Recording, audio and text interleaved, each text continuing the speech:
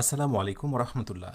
তোমরা কেমন আছো সবাই? আশা করি মহান আল্লাহর অশেষ রহমতে বেশ ভালো আছো, আলহামদুলিল্লাহ। আমরা দেখতে দেখতে হাজির হয়েছি 18তম দিনে। 18তম দিনে আমরা দুইটা লেকচার নিয়ে কথা বলবো। লেকচার 35, লেকচার হচ্ছে 35 আর লেকচার হচ্ছে 36। ইনশাল্লাহ এই দুইটা লেকচার আমরা আজকে খুবই অল্প সময় ক্লাস করব। আমরা আশা করছি হয়তো বা 70 মিনিটের মতো দুইটা মিনিট আমরা আমরা ক্লাস করব। 70 মিনিট, হ্যাঁ, ক্যান ইমাজিন, দুইটা ক্লাস, দ্যাট মিনস 1 ঘন্টা 10 মিনিটের ভেতরে। এবং আমরা চাচ্ছি খুবই এনার্জি নিয়ে ক্লাসটা করতে। ক্লাসের শুরুতেই যে নিউজটা দিই সেটা হলো যে ক্লাসটা শেষ হলেই, আমার ক্লাস যখনই শেষ হবে তখনই তোমরা কাঙ্ক্ষিত বইটার মকআপ বা তোমরা বইয়ের ডিজাইনটা দেখতে পাবে, যেটা হচ্ছে লেকচার 1 থেকে শুরু করে 50 পর্যন্ত। লেকচার 1 থেকে শুরু করে 50 পর্যন্ত এটার উপরে যে আমাদের বইটা রিলিজ হওয়ার কথা সেইটার ব্যাপারে আপডেট জানতে পারবে। আনুষঙ্গিক বিষয়গুলো নিয়ে কথা বলবো সবার শেষে। এখন কোনো কথা নয়, আমরা ক্লাসে ফিরে যাব। ভেরি ভেরি ইম্পর্টেন্ট লেসন রয়েছে, নিশ্চয়ই তোমরা জানো। সো কোনো কথা বলা যাবে না, ঠিক আছে? তোমরা অনেকে আমাকে সালাম দিয়েছো, ওয়ালাইকুম আসসালাম রহমতুল্লাহ। অনেকে জিজ্ঞাসা, স্যার আপনি কেমন আছেন? শুক্রিয়া, আলহামদুলিল্লাহ, আমি বেশ ভালো আছি। ওকে, সো আমরা এখন ক্লাসে ফিরে যাচ্ছি, আর কোনো কথা হবে না। ওকে, সাবজেক্ট ভার্ব এগ্রিমেন্ট আমরা আজকে শুরু করব রুল 8 থেকে। তো প্রথম নাম্বার যে রুলটা, আমি আরেকটি বিষয় বলি, তোমরা যারা পেইড গ্রুপে যুক্ত রয়েছে তোমাদের আলাদা করে নোট করতে হবে না, আমি পেইড গ্রুপে সেই নোটসগুলো শেয়ার করে দেবো, সেখান থেকে তোমরা একটু নিয়ে নিও। এখন শুধুই তোমাদের কাজ হচ্ছে খাতা কলম নিয়ে নোটস করা। আর আরেকটি বিষয় বলি যে যখন ক্লাস করবে স্বাভাবিকভাবেই তোমরা এই একই সাথে নোটস করা এবং হলো ক্লাস করা, এই দুইটি কাজ একসাথে করবে না। তোমরা আগে ক্লাসটা শেষ করবে, তারপরে নোটস করবে, কারণ দুইটা যখন একসাথে ব্যালেন্স করতে যাবে তখন ক্লাসের অনেক কিছু তুমি বুঝতে পারবে না, ঠিক আছে? তাহলে রুল 8-এ কি বলা হচ্ছে দেখো, ফ্র্যাকশন অ্যান্ড পার্সেন্টেজ। ফ্র্যাকশন মানে কি? ফ্র্যাকশন মানে হচ্ছে ভগ্নাংশ, আর পার্সেন্টেজ মানে কি বলতো? শতকরা। এইটা দিয়ে দুইটা রুলস বা সাবজেক্ট ভার্ব এগ্রিমেন্টের কিছু বাক্য দেখা যায়। যেমন আমি প্রথম বাক্যটার কথা বলি, 1/4 of the project is complete. তো পরীক্ষায় যেটা থাকে এই জায়গাটা ফিল ইন দ্য গ্যাপ থাকে, আর এখানে সাধারণত বলা হয় 4টি অপশন থাকে অনেক সময়, ইজ হবে নাকি আর হবে। এখন ইজ হবে নাকি আর হবে, সাবজেক্ট ভার্ব এগ্রিমেন্টের ক্ষেত্রে এই ফ্র্যাকশন বা পার্সেন্টেজের ক্ষেত্রে মনে রাখবে, অব পরবর্তী, এই অব বা প্রেপোজিশন পরবর্তী যে নাউনটা থাকবে সেই নাউনটা যদি সিঙ্গুলার হয় অথবা আনকাউন্টেবল হয় তাহলে ভার্ব হবে সিঙ্গুলার। তাহলে কি বললাম? অব পরবর্তী। আমি শর্টকাটটা দিচ্ছি। তো এই জন্য 1/4 অফ দ্য প্রজেক্ট অর্থাৎ প্রকল্পটির 1/4 বা 1/4 শেষ হয়েছে। তার মানে আমার মূল ফোকাসটা হচ্ছে প্রজেক্টের এই জায়গাটা। কিন্তু যদি সামহাও প্রজেক্ট না হয়ে এখানে প্রজেক্টস হতো, মানে একটা এস দিয়ে ফেলতাম, মানে প্রকল্পগুলোর 1/4, তাহলে আমার মূল ফোকাসটাও কিন্তু একইভাবে অপের পরবর্তী যে নাউনটা রয়েছে সেদিকে দিতে হবে। তাহলে অপের পরে নাউন রয়েছে প্লুরাল, তাহলে এক্ষেত্রে তখন ভার্বটা হয়ে যাবে প্লুরাল। সো শর্টকাট মোদ্দা কথা হচ্ছে যে ফ্র্যাকশনের ক্ষেত্রে আমরা অপ পরবর্তী যে নাউনটা পাবো সেই নাউনটা যদি সিঙ্গুলার অথবা আনকাউন্টেবল হয় তাহলে ভার্বটা হচ্ছে সিঙ্গুলার, আর যদি প্লুরাল হয় তাহলে ভার্বটি হচ্ছে প্লুরাল। 50% অফ দ্য কেক, এটাও একই কথা। পার্সেন্টের ক্ষেত্রে অপরবর্তী নাউনটা যেহেতু আনকাউন্টেবল এই জন্য কিন্তু ভার্বটা সিঙ্গুলার হয়েছে, কিন্তু 50%-এর পরে যদি কাউন্টেবল এবং সেটা যদি প্লুরাল হয় তাহলে ভার্বটা কিন্তু প্লুরাল হয়েছে। পাশে বাংলাটা আছে, একটু দেখে নিও। 50% of the students have completed the assignment, 50% ছাত্র নির্ধারিত কাজ সম্পূর্ণ করেছে। আচ্ছা, এখানে আমি তোমাদের জন্য একটা শর্টকাট রুল দিয়ে দিই। হ্যাঁ, শর্টকাট যে রুলটা সেটা হচ্ছে, একটু কালারিং করি। ওকে, সো এই কালারটা ইউজ করি। শর্টকাটটা হচ্ছে ডট ডট। দেখো অপ কিন্তু থাকছেই, সেটা তুমি ফ্র্যাকশন ভগ্নাংশের ক্ষেত্রেই বলো বা তুমি পার্সেন্টের ক্ষেত্রেই বলো, অপ তো থাকবেই। সো অপের পরবর্তী আমরা যে নাউনটা পাবো সেই নাউনটা যদি হয়ে যায় সিঙ্গুলার অথবা আনকাউন্টেবল, কাউন্টেবল, আচ্ছা এটা এই পাশে হবে আনকাউন্টেবল। ওকে, তাহলে এর পরবর্তী আমরা যে ভার্বটা বসাবো ইজ ইকুয়াল টু, সেই ভার্বটা হয়ে যাবে সিঙ্গুলার। ঠিক এই রুলটাই হচ্ছে এটা, এই সেম। আমি ওই জন্য এটা কপি করে নিলাম। নাউনটা যদি হয়ে যায় প্লুরাল অর্থাৎ এস যুক্ত হয় তাহলে ভার্বটা কিন্তু হয়ে যাবে প্লুরাল। ক্লিয়ার?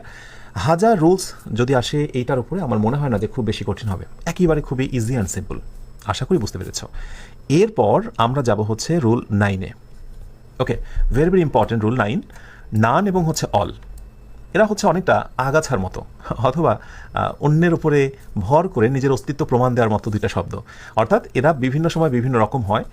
যেমন তোমরা এক্সাম্পল খেয়াল করো, none of the information is accurate, এখানে নান রয়েছে অথচ আমি এখানে ইজ দিয়েছি। আবার পরেরটায় none of the players are ready, এখানে আমি আর দিয়েছি। সো নানের পরে ভার্বটা কি সিঙ্গুলার হবে নাকি প্লুরাল হবে ডিপেন্ড করবে। ঠিক একইভাবে আগেরটার মতোই নান অফ বা নো ওয়ান পরবর্তী নাউনটা কি আনকাউন্টেবল না সিঙ্গুলার, এটা আনকাউন্টেবল, ইনফরমেশন, অ্যাডভাইস, বুঝতে পারছো এই শব্দগুলো যেহেতু আনকাউন্টেবল দ্যাটস ওয়াই এখানে ইজ হয়েছে। কিন্তু এই বাক্যটা দেখো, সেকেন্ড বাক্যটায় যে নান অফ দ্য প্লেয়ার্সটা হচ্ছে কাউন্টেবল প্লুরাল, আর সেই জন্য কিন্তু আর হয়েছে। ওকে, ঠিক একইভাবে all of the students, all অফের পরে নাউনটা প্লুরাল, তাই আমি প্লুরাল নিয়েছি, কিন্তু অল অফ দ্য ইনফরমেশনটা আনকাউন্টেবল, তাই অলের পর এখানে ওয়াজ হয়েছে। কিন্তু অনেক সময় ধরো একটা টেস্ট দিই, নিজেরা একটু ট্রাই করো। ধরো আমি একটা টেস্ট দিলাম, সেটি হচ্ছে ওকে, এটি বলা হলো যে all dot dot welcome, welcome. তো এখন এখানে কি ইজ দেবে নাকি আর দেবে, একটা প্রশ্ন রয়ে যায়। এরপরে ধরো আমি বললাম যে অল ডট ডট কারেক্ট, এখানেও একইভাবে ইজ দিলাম অথবা আর দিলাম। ওকে, তো নিজেরা একটু থামিয়ে ট্রাই করবে সম্ভাব্য রাইট আনসারটা কী হতে পারে। তো দেখো অল আর ওয়েলকাম, আমি এখানে আর দিতেই পারি, আমি বলতেই পারি যে সবাই, প্রত্যেকে, অল দ্য পিপল, আমি অনেক মানুষকে রেফার করতে পারি। আবার আমি যদি কোনো একটা বিষয়কে ইঙ্গিত করি তাহলে কিন্তু আবার অল ইজ ওয়েলকাম, হ্যাঁ, অল ইজ ওয়েলকাম। সো অলের পরে ইজও হতে পারে, আরও হতে পারে, এটা তুমি কোথায় কীভাবে মিন করছো সেটার উপরে। তবে পরীক্ষায় যখন থাকবে তখন তো আর এইভাবে অল ইজ না আর দিয়ে তোমাকে কনফিউজ করবে না। আগে একটা বাক্য থাকবে যে we invited the guests all are welcome. So গেস্টকে মিন করছে, এই জন্য আর হয়েছে। এরকম একটা তুমি মানে ক্লিয়ারেন্স একটা পাবে তুমি, অল ইজ কারেক্ট নাকি অল আর কারেক্ট। এখানে তোমাকে যদি আমি এরকম একটা বাক্য দিই যে all the information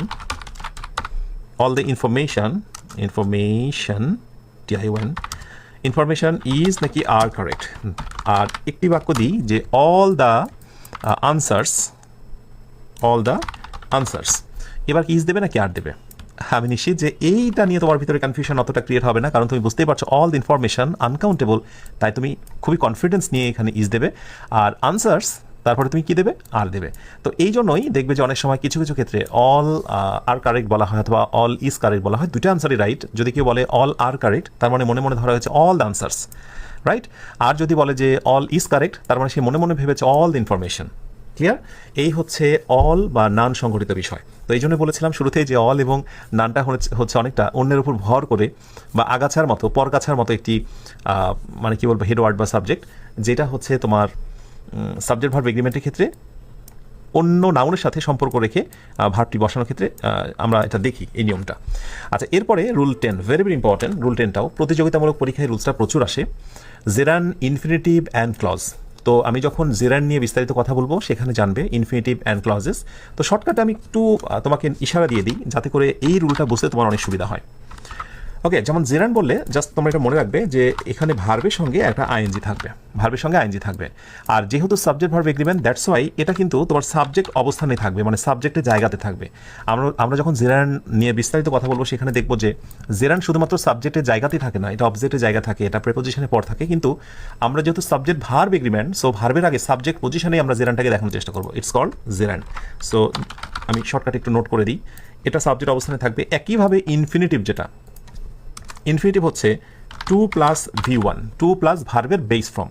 okay, this is called infinitive. এটাও সাবজেক্ট হিসেবেই থাকবে যেহেতু সাবজেক্ট ভার্ব এগ্রিমেন্ট। ওকে, একইভাবে আমরা দেখব যে একটা ক্লজ হচ্ছে কোনো একটা সাবঅর্ডিনেট কনজাংশন থাকবে, সেখানে সাধারণত হোয়াট, হাউ, এই শব্দগুলো বেশি থাকে, অথবা দ্যাট থাকে ইত্যাদি। তো আমি দু একটা দিই, যেমন হোয়াট বা দ্যাট, এটা বেশি থাকে। এরপর একটা সাবজেক্ট, এরপরে হচ্ছে একটা ভার্ব থাকবে, এরপর একটা কি থাকবে, ভার্ব থাকবে। মজার কথা হচ্ছে এই এত বড় লম্বা একটা অংশ, এটা বাক্যের সাবজেক্ট হিসেবে ব্যবহার হবে, সাবজেক্ট হিসেবে ব্যবহার হবে। আমি দেখাচ্ছি তোমাদের। ক্লজ নিয়ে বিস্তারিত কথা বললে তখন আরও বেশি ক্লিয়ার হবে। এইটাই হচ্ছে মূলত ক্লজ, হ্যাঁ, এইটা হচ্ছে মূলত ক্লজ। তো প্রাথমিক আমরা একটা ধারণা পেলাম যে এইগুলো সবগুলো সাবজেক্ট অবস্থানে থাকবে, আর এই জিনিসগুলো যখনই সাবজেক্ট অবস্থানে থাকবে তার পরবর্তী ভার্ব হয়ে যাবে কি বলতো, ভার্ব হয়ে যাবে সিঙ্গুলার। ওকে, আচ্ছা, আমরা একটু এক্সাম্পল দেখি। আমরা ধারাবাহিকভাবে এক্সাম্পলগুলো দেবো যাতে করে নজরে পড়ে। সো প্রথম এক্সাম্পলটা হচ্ছে জেরান, তারপর একটা ইনফিনিটিভ এবং তারপর একটা হচ্ছে কি বলতো, ক্লজ, রাইট? একটু খেয়াল করলে বুঝতে পারবে। ওকে, দেখবে মিলে যাবে, ধারাবাহিকভাবে দিয়েছি। So eating healthy foods is important. So স্বাস্থ্যসম্মত খাবারগুলো গুরুত্বপূর্ণ। স্বাস্থ্যসম্মত খাবার সমূহ বা খাবার খাওয়া গুরুত্বপূর্ণ। এখন এই জায়গাটা ইজ আছে, পরীক্ষায় এত সহজভাবে না থেকে হয়তো বা এখানে যেটা থাকতে পারে বা তোমরা দেখবে যেটা নিয়ে কনফিউজ হতে পারো, ইজ অথবা আর বা অন্যান্য কিছু। তো বেশিরভাগ শিক্ষার্থী যেটা করে, ইটিং হেলদি ফুডস, আরে বাবা ফুডসের সঙ্গে এস যুক্ত হয়েছে, দ্যাট মিনস খাবারগুলো, অতএব তুমি আর দিয়ে ফেলবে। ভুলটা ঠিক এই জায়গায়। তো তোমাকে নজর দিতে হবে আসলে মূল জিনিসটা কি। ইটিং, খাওয়াটা হচ্ছে আমার মূল focus. So eating healthy foods, okay, খাওয়াটা আমার মূল বিষয়। তো যখন আমি এরকম ভার্বের সঙ্গে আইএনজি যুক্ত কিছু একটা সাবজেক্টে পাবো, ওকে, এই অংশটুকু তো সাবজেক্টের ভেতরে যখন পাবো, আমি এই অংশটুকুর দিকে নজর দেবো না, একবার টানা আমার ভার্বটা হয়ে যাবে singular. So eating healthy foods is important. তো আমি যদি বলি যে বাইং ক্লথস, ক্লথস মানে তো কাপড় চোপড়, তো বাইং ক্লথস, তাহলে তুমি কি দেবে? অবশ্যই সিঙ্গুলার ভার্ব দেবে। বাইংটাই মূলত জেরান্ড বা মূল বিষয়, ক্লথসটা নয়। একইভাবে টু লার্ন সাম ল্যাঙ্গুয়েজেস, অনেকে মনে করতে পারে সাম ল্যাঙ্গুয়েজেস টেক্স টাইম, অনেকে হয়তো বা এটা প্লুরাল দিয়ে ফেলবে, কিন্তু আমরা সিঙ্গুলার করবো, কেননা টু লার্ন সাম ল্যাঙ্গুয়েজেস এটা ইনফিনিটিভ বা ইনফিনিটিভ ফ্রেজ, বাক্যের সাবজেক্ট হয়েছে, অতএব আমি এখানে কি দেবো? ভার্বটা করবো আমি সিঙ্গুলার। পরীক্ষায় তোমাকে কনফিউজ করা হবে, টেক দেওয়া থাকবে, টেক্স দেওয়া থাকবে, right? What you needed to do it, what you need to do it, okay, এই অংশটুকুকে আমরা বলছি হচ্ছে ক্লজ। খেয়াল করে দেখো, এইরকম ক্লজ যদি বাক্যের সাবজেক্ট অবস্থানে থাকে, ভার্বটি হয়ে যাবে সিঙ্গুলার। এই জিনিসটা নিয়ে প্রায়শই বেশিরভাগ শিক্ষার্থী কনফিউশন রয়ে যায়। তো আমার মনে হয় না যেটা নিয়ে দ্বন্দ্বের মধ্যে থাকা দরকার। তো এটা সহজ করে আমি যদি বলি, যদি কোথাও তুমি এরকম আইএনজি যুক্ত কিছু দেখতে পাও, ইনফিনিটিভ দেখতে পাও বা ক্লজ দেখতে পাও, তাহলে মনে মনে সেই জায়গাগুলো তুলে দিয়ে সেখানে তুমি একটা ইট বসাতে পারবে। যেমন তুমি এটার প্রোনাউন হিসেবে ইট নিতে পারবে, এটার প্রোনাউন হিসেবে ইট নিতে পারবে, এটার প্রোনাউন হিসেবেও তুমি ইট নিতে পারবে। এবার প্রশ্ন করো তো, ইটের পর কি বসে? Singular is. ইটের পরে কি বসে? Singular takes. ইটের পরে ইজ। সো জেরান, ইনফিনিটিভ এবং ক্লজ যদি বাক্যের সাবজেক্ট হয়ে যায়, তাহলে সেটি মূলত একটা ফ্যাক্টকে বোঝায়, একটি বিষয়কে ইঙ্গিত করে, সেই জন্যই ভার্বটা মূলত সিঙ্গুলার হয়। আশা করি বুঝতে পেরেছ। সো আসন্ন পরীক্ষায় যদি এরকম একটা টেস্ট, কি বলে, একটা যদি কোয়েশ্চেন এসে যায়, আমি একটা টেস্ট দিই তোমাদের, একটু খেয়াল করো। ধরো বললাম যে reading books dot dot my hobby. তুমি যখন ফ্রি হ্যান্ডে রাইটিংয়ে দক্ষ হতে চাও বা স্পোকেন অথবা ইংরেজির ব্যাপারে দক্ষ হতে চাও, তাহলে বলো তো এই খুঁটিনাটি বিষয়গুলো যদি তোমার কন্ট্রোলে না থাকে, তুমি কি মনের মতো করে ইংরেজিটা উপভোগ করতে পারবে? কখনো সম্ভব নয়। সো রিডিং বুকস, এগুলো জানতে হবে যে মূল ফোকাসটা কি বুকস নাকি রিডিং। রিডিং। সো আমি যদি বুকসটা বাদ দিয়ে দিই, তাও একটা সুন্দর অর্থ থাকবে, ওকে, যে রিডিং ইজ মাই হবি, অথবা eating is important, to learn time takes time. তো এইরকম আসলে বিষয় যে, সো রিডিং আমরা এখানে বুকস দিচ্ছি, যত এটা প্লুরাল হোক, যেহেতু জেরান্ড রয়েছে বাক্যের সাবজেক্ট, অতএব ভার্ব হয়ে যাবে সিঙ্গুলার। অতএব আমরা এখানে বসাবো reading books is my hobby, not are. তো এই রুলসটাকে আমি জাস্ট এখানে শর্টকাট করে দিই, এটা শর্টকাট। এইগুলো যদি থাকে তাহলে ভার্ব হয়ে যাবে জাস্ট সিঙ্গুলার, জাস্ট সিঙ্গুলার, ওকে। সাবজেক্ট ভার্ব এগ্রিমেন্টের আমি তোমাদের হয়তো আজকে 17টা রুলস দেখাবো, 34 নাম্বার ক্লাস এবং 35 নাম্বার ক্লাস দিয়ে। তোমরা মনে রেখো, টোটাল হয়তো বা দেখা যাচ্ছে যে অনেক রুলস রয়েছে, সেটা হতে পারে 30-35টার মতো, কিন্তু মজার কথা হচ্ছে এই 17টা রুলস তুমি যদি পড়ো, এরপর তুমি হাতে যে কোনো একটা বই নিয়ে বা যে কোনো একটা সেন্টেন্স দেখলে তুমি ধরতে পারবে।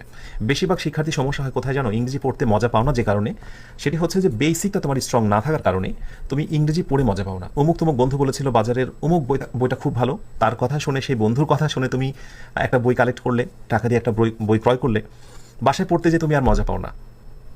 অমুক তমুক বন্ধু বললো যে ওই স্যারের লেকচার খুবই চমৎকার, উনি দারুণ বোঝান, তার ক্লাস করতে বসলে কিন্তু মজা পাও না। কেন? কারণ তোমার বেসিক দুর্বল।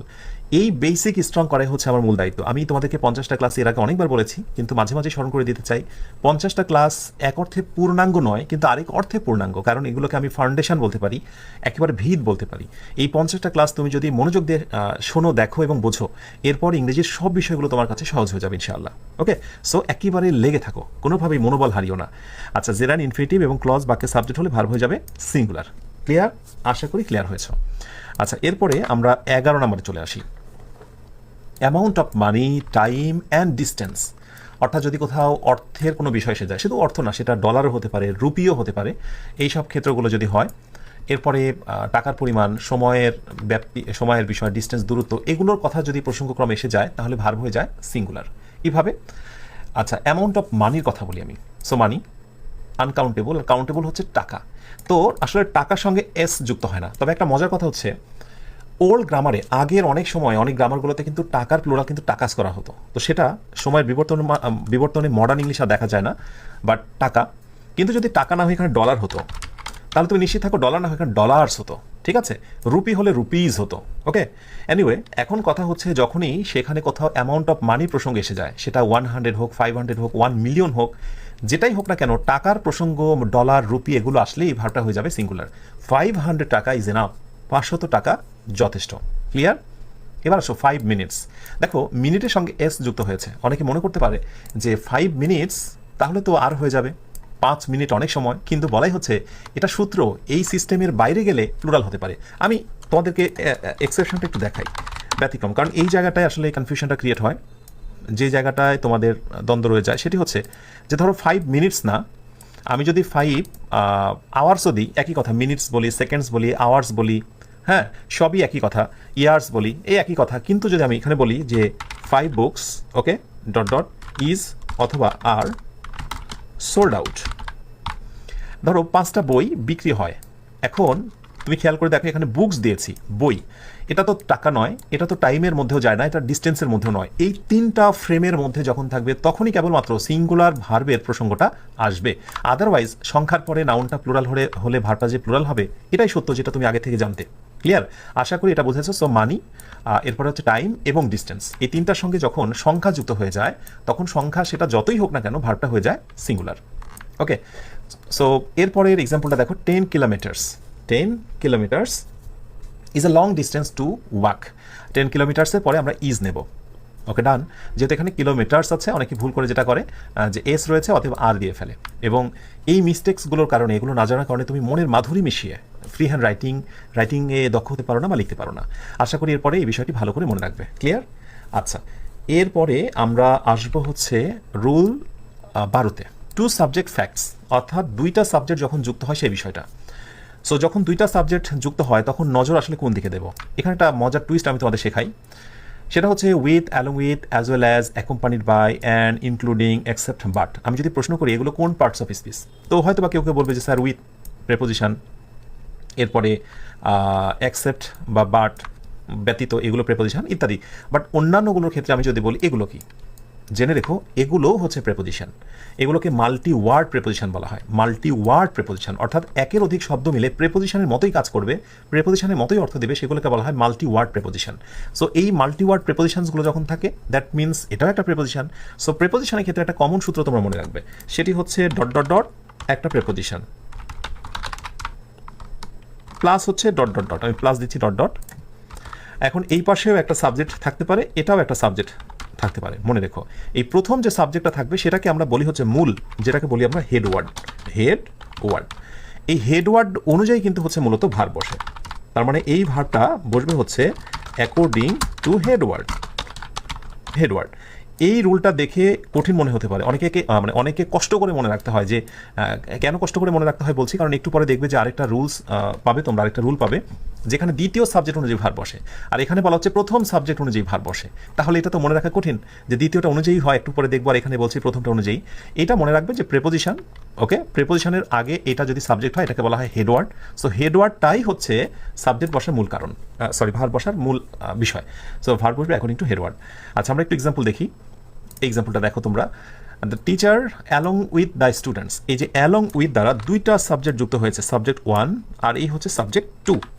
আন্ডারলাইন করে নিচে লিখবে S1 S2, মানে সাবজেক্ট 1 সাবজেক্ট 2।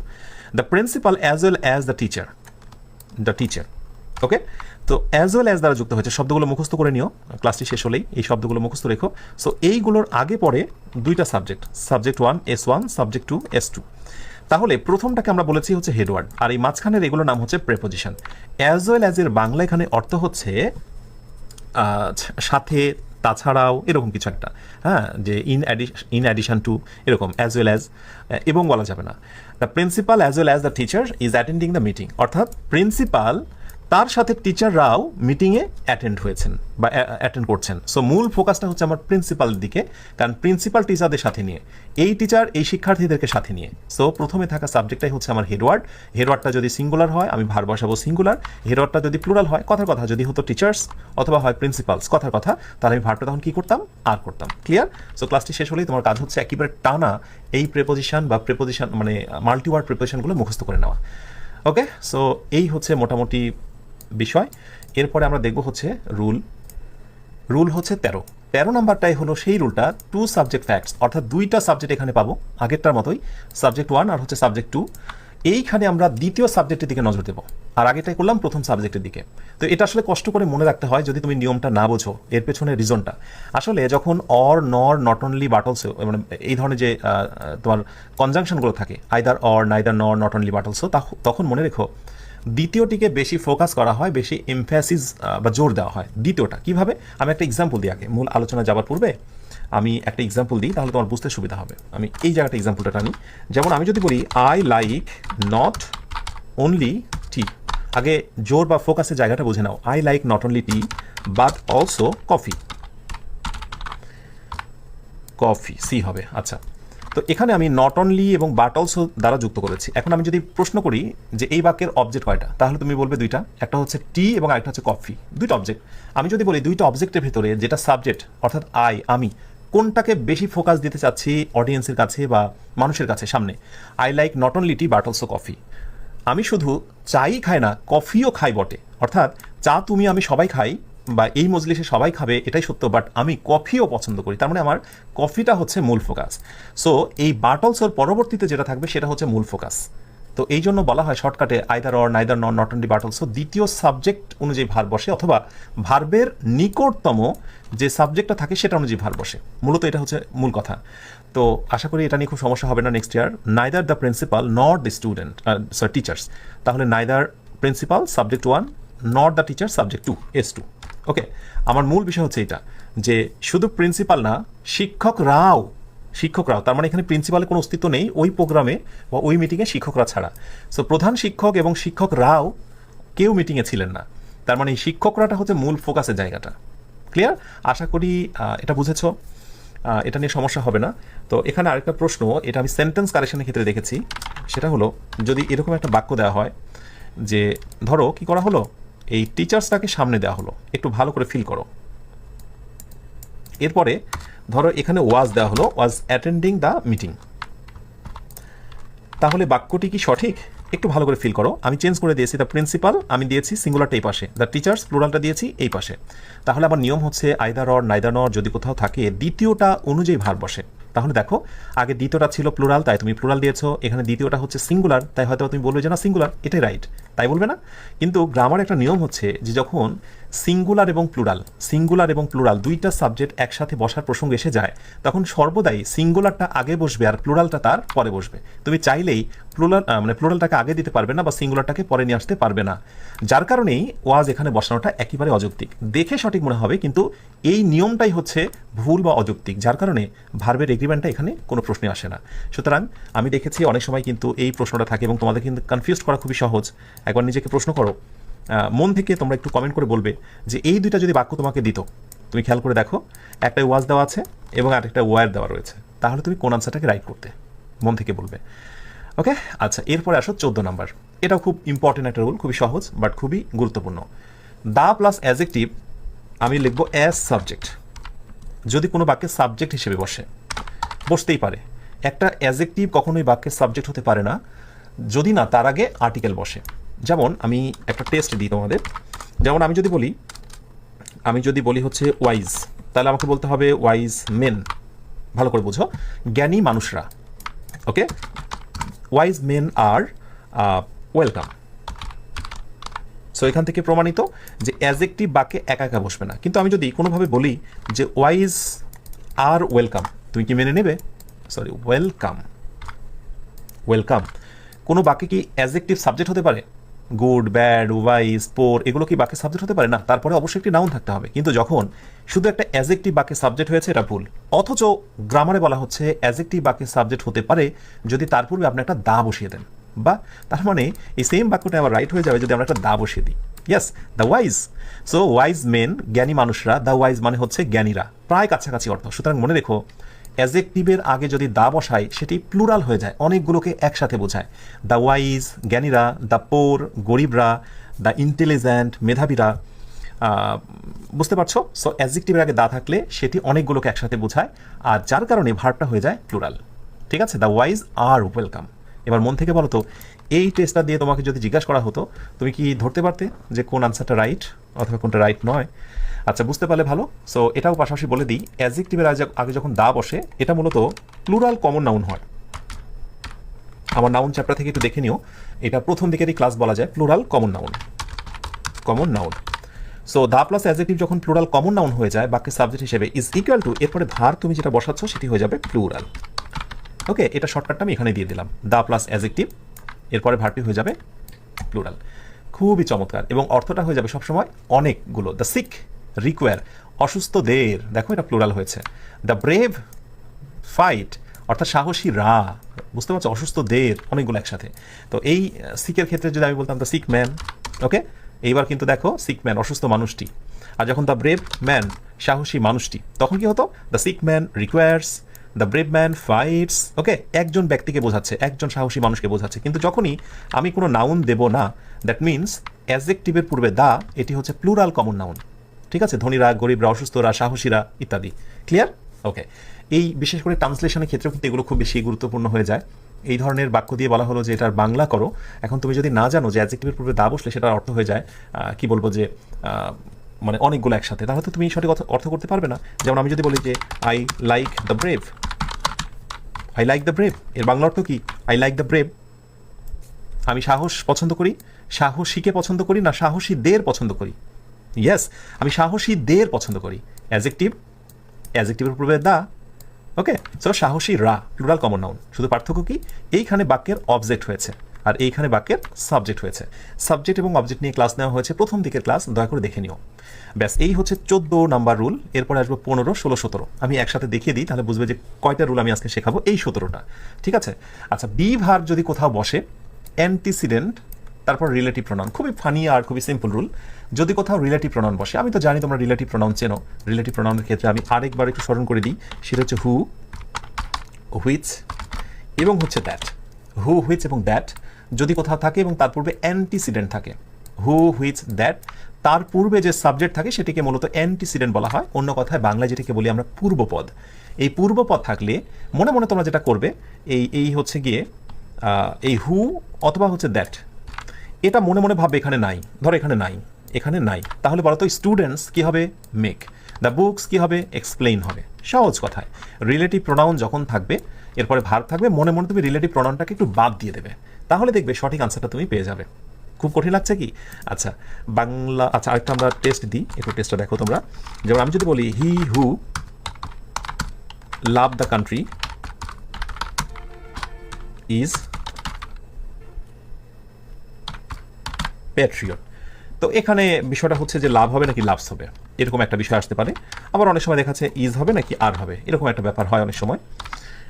তাহলে সম্ভব রাইট আনসারটা কি নেবে? এই যে বললাম রিলেটিভ প্রোনাউনটাকে মনে মনে বাদ দিয়ে দাও, তাহলে কি হবে? হি লাভ নাকি লাভস? সরি, একটা সঠিক আনসার দিই, হি লাভস। হির পর তো লাভসই বসে, তাহলে এখানে লাভস হয়ে যাবে। আর হি ইজ প্যাট্রিয়ট, অর্থাৎ যে দেশকে ভালোবাসে সেই হচ্ছে দেশপ্রেমিক। বুঝতে পেরেছো? সো রিলেটিভ প্রোনাউন থাকলে সেটিকে তুমি জাস্ট বাদ দিয়ে দেবে। ক্লিয়ার? আচ্ছা, এরপরে 16 নাম্বারটা হচ্ছে হেয়ার এবং দেয়ার।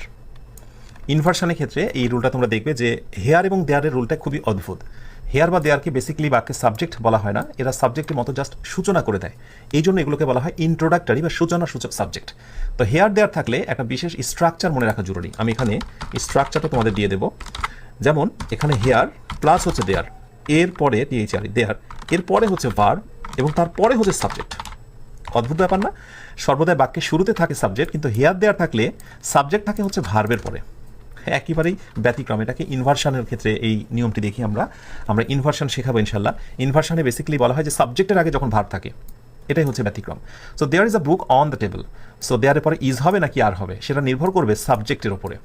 দেয়ার ইজ আ বুক, একটা বই, অতএব is. There is a book on the table, টেবিলের ওপরে একটি বই। Here are the keys you are looking for, এখানে চাবিগুলো আছে যা তুমি খুঁজছিলে। সো যেহেতু দ্য কিজ চাবিগুলো, দ্যাট মিনস এখানে আর হলো। কিন্তু যদি এখানে এ বুক না হয়ে কথার কথা যদি ম্যানি বুকস হয়ে যেত, অতএব দেয়ার আর ম্যানি বুকস হয়ে যেত, তখন দেয়ার আর হয়ে যেত। ওকে, সো এগুলোই হচ্ছে মূলত সাবজেক্ট। একইভাবে হেয়ার আর দ্য কিজ না হয়ে যদি বলা হতো হেয়ার আর দ্য কি, এই হচ্ছে চাবিটি, তখন হেয়ার ইজ দ্য কি হয়ে যেত, কারণ এটি হচ্ছে সিঙ্গুলার, এটা হচ্ছে সাবজেক্ট। ক্লিয়ার? একইবার সহজ ফানি রুল, এটা নিয়ে আমরা বেশি টাইম ওয়েস্ট করবো না যেহেতু সহজ রুল।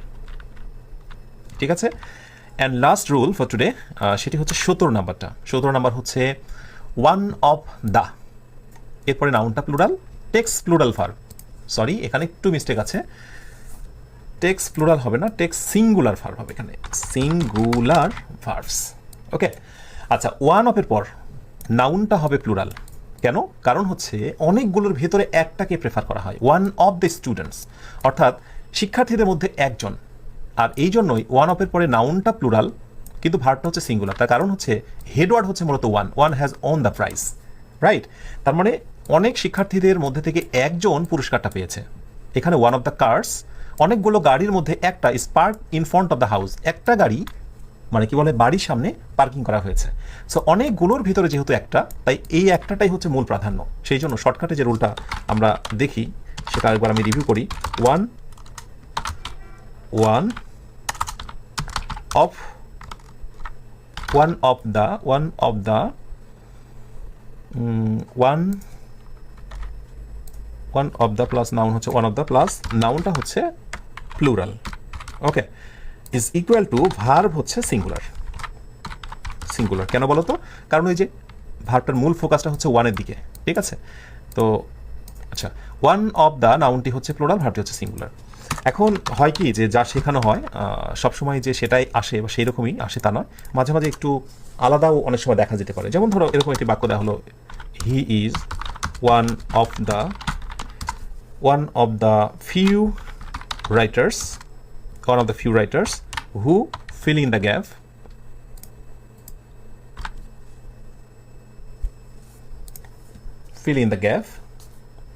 এরপরে বলা হচ্ছে গিয়ে যে own the prize, এই ধর একটা বাক্য। আর অপশন হিসেবে দেওয়া হচ্ছে যেখানে কি হ্যাভ হবে নাকি এখানে হ্যাজ হবে। তো নর্মালি ওয়ান অফের পরে নাউনটা প্লুরাল, ভার্বটা সিঙ্গুলার, অনেকে এটা করে ফেলতে পারে। তো সেই অনুযায়ী অনেকে হ্যাজ ভেবে ফেলবে, কিন্তু না। বেসিক্যালি যখন রিলেটিভ প্রোনাউন থাকে, he is one of the few writers, মানে একটা লেখক গোষ্ঠীর ভেতরে যখন আমরা, মানে মেন কথা হচ্ছে ফিউ যখন থাকবে, ওয়ান অফ দ্য ফিউ, এই কথাটুকু মনে রাখবে। ওয়ান অফ দ্য ফিউ যখন থাকবে, নাউনটি প্লুরাল এবং এরপরে ভার্বটিও হচ্ছে প্লুরাল। নাউনটিও প্লুরাল, এরপরে ভার্বটিও প্লুরাল। নাউনটি প্লুরাল এবং ভার্বটি প্লুরাল, এটা মূলত হচ্ছে পার্ট অফ স্মল গ্রুপ। হ্যাঁ, একটা স্মল গ্রুপের ভিতরে একটা পার্ট বোঝানো হয়। এটা হচ্ছে অনেকের ভিতরে একটি নয়, এটা হচ্ছে স্মল গ্রুপের ভিতরে small part of small group. হ্যাঁ, ছোট একটা গ্রুপের একটা পার্টকে বোঝানো হয়। এই জন্য বেসিক্যালি এই জায়গাগুলোতে he is one of the few writers who have won the prize, অর্থাৎ তারা সে হচ্ছে একজন যারা, খেয়াল করে দেখো, সে বলেনি সে হচ্ছে একজন যে পুরস্কারটা জিতেছে, বলছি না, সে হচ্ছে একজন যারা আমি এখানে বাংলায় বলছি হু মানে যারা পুরস্কারটা জিতেছে, সে হচ্ছে একজন যারা, মানে এখানে পুরা ওই তোমার কি বলে পার্ট অফ মানে গ্রুপ বা পার্ট অফ স্মল গ্রুপটাকে মূলত ফোকাস দেওয়া হচ্ছে। তো শর্টকাটে এত কথা মনে না রাখতে পারলে একটা জিনিস শুধু মনে রাখবে, ওয়ান অফ দ্য অন্যান্য ক্ষেত্রগুলোতে পাবে তুমি, এরপরে সরাসরি নাউন, কিন্তু ওয়ান অফ দ্য ফিউ যদি থাকে তাহলে এর পরবর্তীতে ভার্বটা হয়ে যাবে প্লুরাল, একটু ব্যতিক্রম ওয়ান অফের ক্ষেত্রে। ওকে, তো এই হচ্ছে মূলত লেকচার 35। আলহামদুলিল্লাহ, আমরা 35 লেকচার বুঝেছি। তো মানে এখানে একটা কথা আমি বলি, যেমন আমি কমেন্টে নজর রাখছি, একজনে বলেছো যে এত কমেন্ট আমি কি বলে এত রুল কিভাবে মনে রাখবো। আরে বাবা, রুল তোমাকে মনে রাখতে হবে না, পজিশন সিচুয়েশনে তোমাকে রুল মনে করিয়ে দেবে, কিন্তু রুলটা তো বুঝতে হবে তোমাকে। এখন সংবিধানে তো অনেক রুল, তাই না? বাংলাদেশের সংবিধানের কথাই বলি, অনেক রুলস। কিন্তু যিনি সংবিধান প্রণয়ন করেছেন ওনাকে যদি বলা হয় যে আপনি সবগুলো রুল এখন বলতে পারবেন, তো না, উনি পারবেন না। এর জন্য হয়তো বা উনি বইটা খুললে ওনার মনে হবে কোথায় সেটা বাস্তবায়ন করতে হবে, সেটা দেখে তিনি বুঝতে পারবেন। দ্যাট মিনস পুরো আয়োজনটা তোমার কাজই হচ্ছে শুধুমাত্র হৃদয়ঙ্গম করা, শুনতে থাকা এবং শুনতে থাকা। আর ওই যে বলেছি, আলহামদুলিল্লাহ, মহান আল্লাহ আমাদেরকে এমন এক জিনিস দিয়েছেন, ব্রেন, মহান আল্লাহর দেওয়া বড় একটা নিয়ামত। এখানে যত পারি আমরা শুধু খালি স্টোরেজ নিতে থাকবো ইনশাআল্লাহ। প্রয়োজনের সময় সেটি বের করে দেওয়ার দায়িত্ব, ব্যবহার করার দায়িত্ব কিন্তু মহান আল্লাহ সেটি সম্পাদন করে থাকেন। সো তুমি তোমার ব্রেনে নিতে কখনো কার্পণ্য করো না, অজুহাত দেখিও না, কাজই হচ্ছে ইনফরমেশন নেওয়া। কখনো শুনেছ প্রচুর তথ্য নিতে যে কারো মাথা ব্লাস্ট হয়ে ফেটে গেছে? এমন তো শোনোনি। দ্যাট মিনস এটাই সত্য যে মাথায় আমরা শুধু নেব, প্রয়োজনের সময় সেটার ব্যবহার আমরা দেখতে পাবো। এখন তুমি নেওয়ার সময় যদি বলো এত তথ্য আমি কোথায় রাখবো, আরে বাবা, মাথার এরকম কোনো স্টোরেজ আছে নাকি? এটা টেরাবাইট, মানে কি বলবো, million billion trillion of terabytes, right? আলহামদুলিল্লাহ, বুঝতে পারলেই হবে, যতটুকু করানো হচ্ছে বুঝতে পারাটাই বড় কথা। সো আমরা এক্ষুনি নতুন আরেকটি ক্লাসে যাব, এর মধ্যে ছোট্ট একটু শিথিলায়ন, আমরা একটু নাশিদ শুনবো, তারপরে দ্বিতীয় ক্লাসে অর্থাৎ লেকচার 36-এ আবার ফিরে যাব। সো একটু টি ব্রেকও হয়ে যেতে পারে।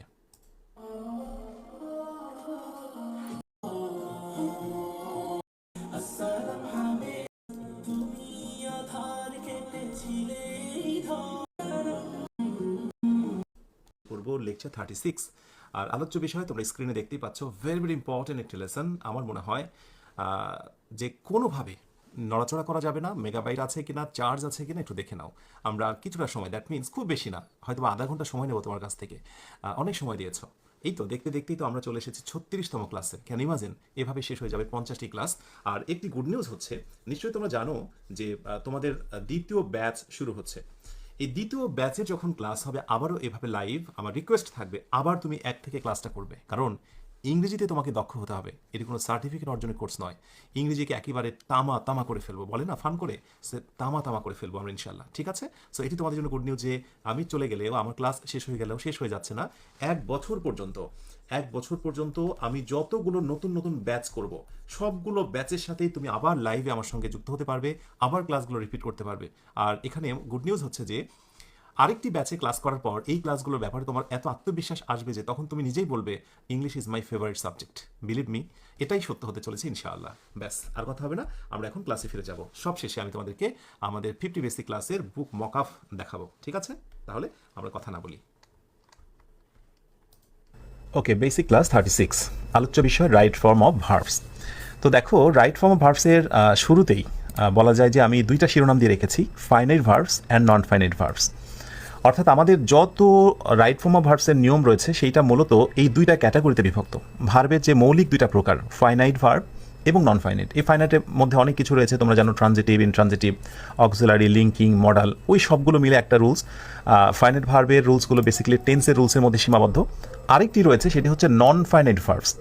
এই নন ফাইনাইট ভার্বসের ভেতরে রয়েছে স্পেশালি 3টা প্রকার, যেটা তোমরা জানো। একটা হচ্ছে ইনফিনিটিভ, যেটা হচ্ছে ভার্বের আগে টু বসে।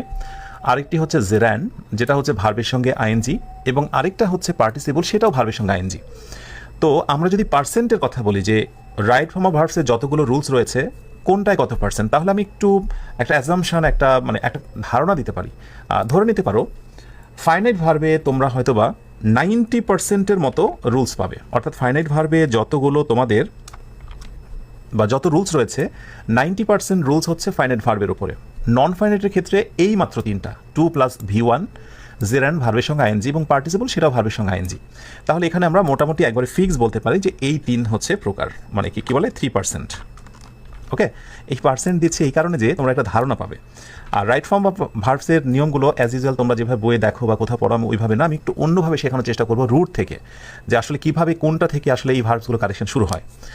আচ্ছা, তাহলে এই হলো তোমার কত, 90%, আর এদিকে 3%, তাহলে 93%। আর বাকি 70% হচ্ছে আদার্স, অন্যান্য কিছু রুলস রয়েছে, যেমন ফ্যান্সি, উইশ, এরকম টিল আনটিল কিছু মানে ব্যতিক্রম কিছু মানে কনজাংশন বা কিছু শব্দে সমন্বয় থাকলে একটা বিশেষ ধরনের ভার্ব হয়, সেগুলো তো সেগুলো সংখ্যা বা পার্সেন্ট হচ্ছে 7%। তো এই 2টা হচ্ছে মূল ফোকাস।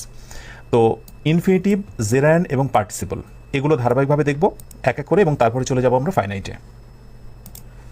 অলরেডি তোমরা জেনেছো যে নন ফাইনাইট হচ্ছে 3 প্রকার। তো ফার্স্টে আমরা নন ফাইনাইটটা আসলে কাভার করবো, এই 3টা প্রকার নিয়ে কথা বলবো। ভার্বের সঙ্গে এদের যে সম্পর্কটা বা একটা সেন্টেন্সে বিশেষ কোন নিয়মে এই ভার্বগুলো বসে, ইনফিনিটিভ, জেরান এবং পার্টিসিপল। আর এই অংশটা শেষ হলেই আমরা শুরু করব ফাইনাইট ভার্বটা। ওকে, সো ফাইনাইট ভার্বের অংশটা থাকবে সবার শেষে, আর সব শেষে থাকবে আর কিছু আদার্স বা বিস্তারিত যে ব্যতিক্রম কিছু শব্দের সমন্বয় ভার্বের কারেকশন হয় সেটা। তো আমি একটু তোমাদের হেল্প করি। ইনফিনিটিভ, দ্যাট মিনস হচ্ছে 2 + ভার্বের বেস ফর্ম, যেটাকে আমরা V1 বলি। আর জেরান্ড হচ্ছে ইজ ইকুয়াল টু ভার্বের সঙ্গে আইএনজি। আমি জেরান্ড এবং পার্টিসিপলের একেবারে মানে বিশদ ক্লাস নেইনি, কিন্তু তোমরা মোটামুটি এইটা বারবার আমার কাছ থেকে শুনে অভ্যস্ত হয়েছে যে জেরান্ড এবং পার্টিসিপল এই 2টাই হচ্ছে ভার্বের সঙ্গে আইএনজি। আর একটু স্মরণ করে দিই, জেরান্ড ভার্বের সঙ্গে আইএনজি হলে সেটা মূলত কাজ করে নাউনের মতো, একটু মনে রাখো। আর পার্টিসিপল ভার্বের সঙ্গে আইএনজি হলে সেটা মূলত কাজ করে অ্যাডজেক্টিভের মতো। ছোট ইনফরমেশনটুকু মনে রাখলে সমস্যা কোথায়, তাই না? আমাদের সবসময় একটা ভুল হয় কি জানো, যে আমরা যখন যেটা শিখি ওর মধ্যেই থাকি, আসলে ওই জিনিসটার সঙ্গে আরও যে শাখা প্রশাখার একটা সংযোগ রয়েছে সেটা যদি তখনই শিখে ফেলি না, তাহলে ওই সময়টায় পরবর্তী স্টেজে এসে কিন্তু ধাক্কা খেতে হয় না। দ্যাটস আমি চেষ্টা করবো প্রতিটা টপিকের সঙ্গে আমরা রিলেট করার, যে ওটার সঙ্গে আর কোনো টপিকের সম্পৃক্ততা রয়েছে কিনা। হতে পারে কোনো একটা প্রতিযোগিতামূলক পরীক্ষা একবার হতেই পারে, এমন একটা কোয়েশ্চেন আসতে পারে যে জেরান অ্যাক্টস অ্যাজ অর্থাৎ জেরান কাজ করে কার মতো, অপশানে থাকলো নাউন, ভার্ব, অ্যাডজেক্টিভ। সো তুমি বুঝে গেলে জেরান ইজ ইকুয়াল টু হচ্ছে নাউন। ব্যাস, আমরা এই অংশটুকু কেটে দেব। আমরা এই স্লাইডে দেখব, এখন শুধু দেখব ইনফিনিটিভ বা 2 + V1। ওকে, সো ফার্স্টে আমি একটা এক্সাম্পল দিয়ে রেখেছি, নিজেরা একটু ট্রাই করো। হি অ্যাডভাইসড মি, সে আমাকে উপদেশ দিয়েছিল। রাইট উত্তর হচ্ছে টু গিভ আপ স্মোকিং। তো কেন আসলে আমরা টু গিভ আপ দিচ্ছি, এটা একটা বিশাল রহস্যের ব্যাপার না জানা থাকলে। আমরা যদি বাংলায় বলি যে সে আমাকে উপদেশ দিয়েছিল বা সে আদেশ করেছিল ধূমপান ত্যাগ করতে, গিভ আপ মানে ত্যাগ করতে। মনে রেখো, বাংলা ক্রিয়া শেষে যখন তয়কারে তে থাকবে, অর্থাৎ আমরা অনেক সময় বলি যে নিতে, খেতে, দেখতে, যেতে, এরকম নিতে, খেতে, দেখতে, যেতে এরকম কোনো একটা বাংলায় যদি উচ্চারণ আমরা পেয়ে যাই, যেমন সে আমাকে উপদেশ দিয়েছিল ধূমপান ত্যাগ করতে তয়কারেতে, দ্যাটস ওয়াই আমরা টু গিভ আপ দিলাম। এটা হচ্ছে একটা বেসিক রুল যেটা বাংলার সাথে সম্পৃক্ত। এখন প্রায়শই দেখা যায় রাইট ফর্ম অফ ভার্বসের ক্ষেত্রে বেশ কিছু শব্দ মুখস্থ রাখা খুবই জরুরি, যে শব্দগুলো বলছে যে আমরা যদি কোনো বাক্যে কখনো বসি তাহলে আপনি নিশ্চিত হয়ে যান আমাদের পরে দ্বিতীয় যে ভার্বটা আসবে সেটা হয়ে যাবে ইনফিনিটিভ। কি হয়ে যাবে? ইনফিনিটিভ, অর্থাৎ টু গ্রহণ করবে। সো তোমাদের কাজ হচ্ছে ক্লাসটি শেষ করে এই শব্দগুলো মুখস্থ করে নেওয়া। Agree, attempt, hope, prepare, threaten, aim, choose, এখানে যতগুলো শব্দ রয়েছে প্রথম থেকে শেষ পর্যন্ত, এই শব্দগুলোর ডিমান্ডই হচ্ছে দ্বিতীয় ভার্বের আগে একটা টু বসবে, অর্থাৎ দ্বিতীয় ভার্বটা হয়ে যাবে ইনফিনিটিভ। আচ্ছা, আমরা একটা এক্সাম্পল দিই। ধরা যাক পরীক্ষায় এই কোশ্চেনটা আসলো, জাস্ট একটু খেয়াল করো। ধরো এরকম একটি বাক্য দেওয়া হলো যে he aims dot dot there on time. আচ্ছা, এটা আমরা ব্ল্যাক করে দিই। Okay, he aims dot dot there on time. So অপশানে বলা হচ্ছে, অপশান এ বলা হলো REACH রিচিং, অপশান বিতে বলা হলো to reach. Okay, he aims reaching there on time নাকি he aims to reach there on time, সে সেখানে পৌঁছাতে, যথাসময়ে পৌঁছাতে লক্ষ্য স্থির করে। তো নর্মালি আমাদের ডিমান্ড হচ্ছে যে এই শব্দগুলো যদি থাকে, আমরা জেনেছি তারপরে হয়ে যাবে ইনফিনিটিভ, দ্যাট মিনস টু হবে। সো অবশ্যই আমরা পেয়েছি এম, হি থাকার কারণে এমস হয়েছে মূলত থার্ড পারসন সিঙ্গুলার। তো এই শব্দ থাকার দরুন পরবর্তী ভার্বটা হয়ে গেল টু রিচ। এখন আমাকে বলো তো, তোমার যদি এই ভার্বগুলো কন্ট্রোলে না থাকে, মুখস্থ না থাকে, তাহলে আমি আমার থেকেও কোনো একটা ভালো টিচার তোমাকে রাইট ফর্ম অফ ভার্বস শিখিয়ে আদৌ কি সে তোমাকে শেখাতে পারবে? অথবা আরেকটি প্রশ্ন হলো, আমি যতটুকু ইংরেজি জানি, কিভাবে সেটা জানি? আমি কি আসলে এগুলো মুখস্থ না করেই একটা ভার্বে কারেকশন করতে পারি? নো। তার মানে হলো, যত ভালো তোমার স্টুডেন্টই হোক না কেন, অথবা যত ভালো একজন টিচারই হোক না কেন, যে কিনা ইংরেজি ভালো পারে, যাকে দেখে তুমি বিমোহিত হও, তারও কিন্তু এই জিনিসগুলো মুখস্থ রয়েছে। সো তোমার কাজ হচ্ছে ক্লাসটি শেষ করে অবশ্যই একেবারে মুখস্থ করা। তবে অবশ্যই সেই এটা মুখস্থ করবে আমি জানি যার ইংরেজি শেখার ক্ষেত্রে একটা চূড়ান্ত বাসনা রয়েছে। আর বাসনা যদি না থাকে তাহলে কি হবে? যে স্যার আপনি বলছেন, বলেন, সমস্যা নেই, ক্লাস করার পরে আমি অন্য কাজে ব্যস্ত হব। এভাবে আর কতদিন?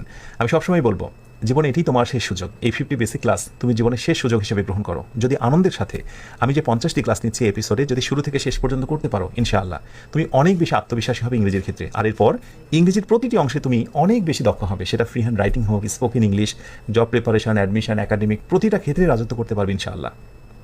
ওকে, সো মনে মনে এই বাসনাটি রাখো। তাহলে এই শব্দগুলো আমরা মুখস্থ করে নেব, কেমন?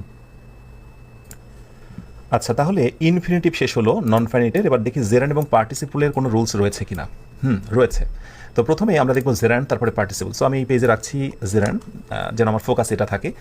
তো he gave up dot dot football when he got married, অর্থাৎ সে ফুটবল খেলা ত্যাগ করেছিল, বাদ দিয়েছিল যখন সে বিয়ে সম্পন্ন করেছিল। রাইট আনসারটা কি? নিজে আগে ট্রাই করো। ইয়েস, রাইট উত্তর হচ্ছে প্লেইং। Yes, playing. কেন বলো তো? কারণ এখানে একটি প্রেপোজিশন রয়েছে। এই রুলটা খুবই কমন, খুবই সহজ, অথচ যে কোনো প্রতিযোগিতামূলক পরীক্ষায় প্রচুর আসে।